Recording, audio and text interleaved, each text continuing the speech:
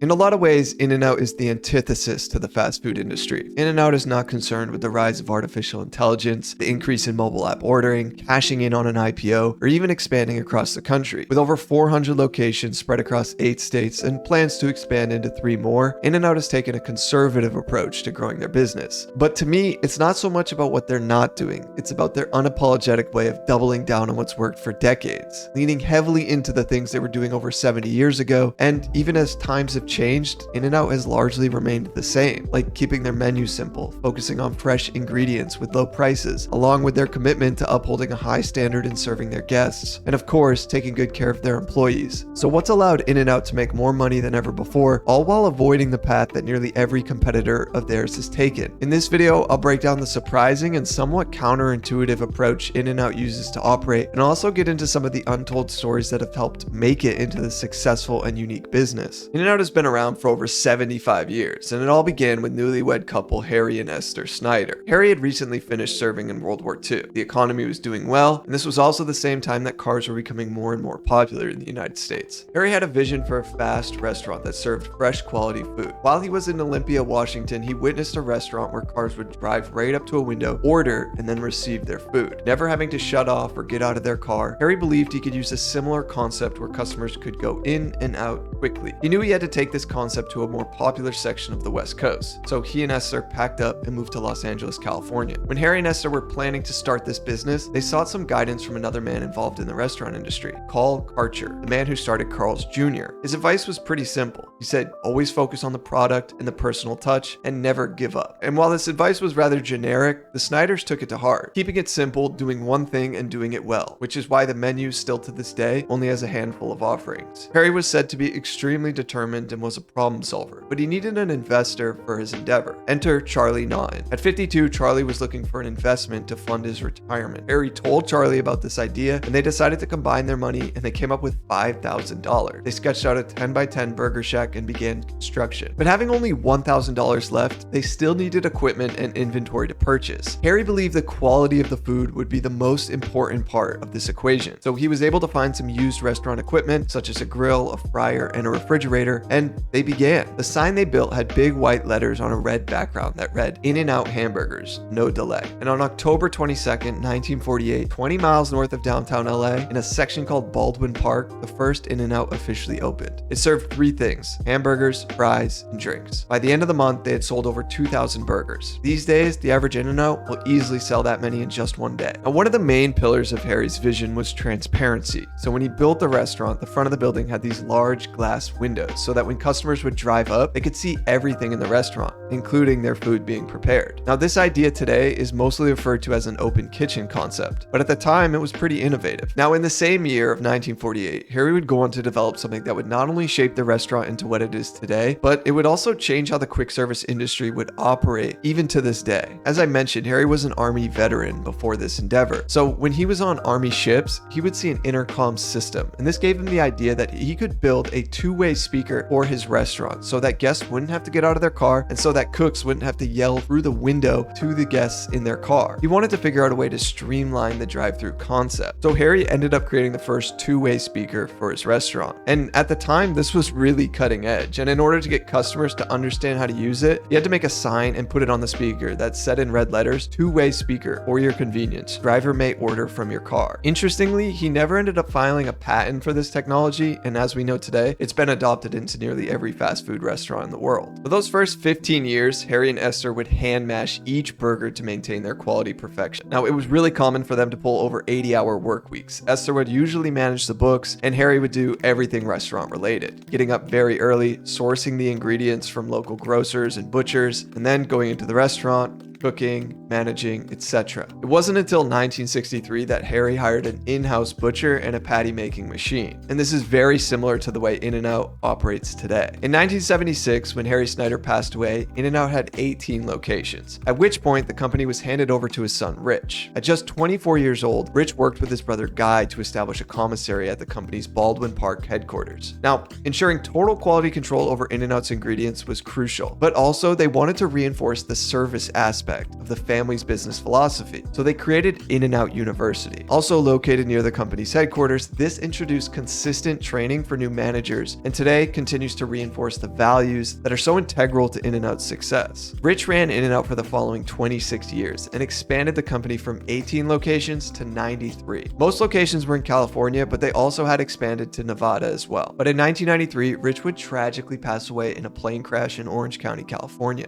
After Rich's passing, the company fell into their other son's ownership, Guy. Guy had expanded the company from 93 locations to 140 and also expanded In-N-Out to Arizona. However, only 6 years later, Guy would tragically pass away from a drug overdose, leaving the Snyder family devastated. The company would then go back into the hands of Esther until she would pass away in 2006. And for the first time, the company would land into somebody outside of the Snyder family, Mark Taylor. Mark had worked with In-N-Out for several years and had worked in higher management, but there still was one family member remaining, and it was Guy's daughter, Lindsay. But Lindsay hadn't really been a part of the business. In fact, she was pretty much sheltered from it for most of her life. But when she turned 30, she received a 50% stake in In-N-Out Burger, and that's when she decided to continue her family's legacy and get involved in the business. But instead of just walking in and becoming the boss just because she was the granddaughter of the founder, she decided to do things a little bit more organically. She applied to an In-N-Out location in Redding, California, and worked her way up the chain. She said she wanted to do this the right way and not receive any special treatment for being in the family. This not only speaks to her character, but honestly, it's due to how In-N-Out has historically treated their employees. But more on that in a moment. At 27, Lindsay would step into the role of president of the company, and she still runs In-N-Out to this day. In-N-Out has a very positive track record when it comes to working for them. They pay above the industry norms, they promote from within, and this is mostly because they're not a public company. I believe they put a much greater emphasis on hiring and retaining employees because of this. All employees receive healthcare benefits, 401k plans, paid vacations, and holidays, along with bonuses for outperforming locations. Restaurant managers can make well over 6 figures at In-N-Out, with the average salary being over $160,000. All of this can be achieved without a college degree. Another interesting fact about this is that when you begin as an associate at In-N-Out, they will never just begin you on the grill. The grill is viewed as one of the higher end jobs, and associates have to work their way up to that tier. This speaks to their commitment and focus on maintaining high standards for the food that they serve. The menu at In-N-Out is incredibly simple: cheeseburger, hamburger, double, fries, shakes, sodas, and a few other drink offerings. In-N-Out doesn't do limited time offerings. They don't do collaborations with movies. There are no toys and kids meals. Their advertising and marketing is very, very limited. There occasionally will be a radio or a TV ad, but by and far, their primary strategy is word of mouth. I'm always fascinated by the few select companies who don't use the traditional means and large budgets to advertise their products to the masses. I mean, there are so many companies out there these days who spend billions a year to get eyes on whatever it is they're selling. But In-N-Out is just not one of those companies. And it's clearly working for them. One of the interesting ways this word of mouth advertising has worked over the years is In-N-Out's secret menu, or their not so secret menu, depending on who's asking. Even from its early years, Harry Snyder never wanted to take on any debt to expand. He wanted to expand, but he never wanted to owe anyone. This would even manifest when it came to paying his suppliers. As soon as a bill would come in, he would pay them right then and there. Not using any debt to expand is a similar approach that Chick-fil-A has utilized. And while it may seem counterintuitive to a successful fast food business, it's actually one of the very things that can keep the business contained to be thorough and intentional with its expansion. The company's early philosophy of gradual growth has remained today. Because of a rigorous commitment to quality and freshness, the company only builds stores that are located within a close proximity to their 3 in-house patty making facilities. This ensures it will never take more than a single day's drive to their own trucks to deliver the fresh ingredients to each restaurant. And that's why we haven't seen any In-N-Out locations on the East Coast. Although recently they have begun development in Tennessee, and that's because one of their patty making facilities is in Texas. Now, making sure it hasn't skimped on what's made it successful in the first place at the expense of growth is a really interesting concept. See, if In-N-Out had turned into a public company at any point in its history, there's no doubt in my mind it would not even be close to the restaurant it used to be, or even use the principles that it was founded on. I'd be describing a very different restaurant, because board members and shareholders would be drunk on the idea of global expansion, franchising locations, licensing out their name, cutting corners on fresh ingredients, and most of all, cutting costs on labor, which would certainly lead to a decline in service and consistency. The story of In-N-Out should serve as an important lesson in business. They have basically obsessed about the customer experience while doing one thing and doing it well. This idea of infinite growth is what makes a lot of companies lose their core principles along the way. It's the perpetual pot of gold at the end of the rainbow, and In-N-Out could care less about all of that. I mean, they don't even want to use DoorDash or Uber Eats or create an app of their own to allow for mobile ordering because they believe it will take away from the guest experience in the store. Of course, they're still a business and they want to make money, but they genuinely want to serve their food the best possible way and do whatever they can to make their customers happy. Now, if you made it this far in the video, thank you so much for watching. Please consider subscribing. And if you're interested about the real reason why Red Lobster went bankrupt, well, I covered it all in this video here. Please check it out next. Peace.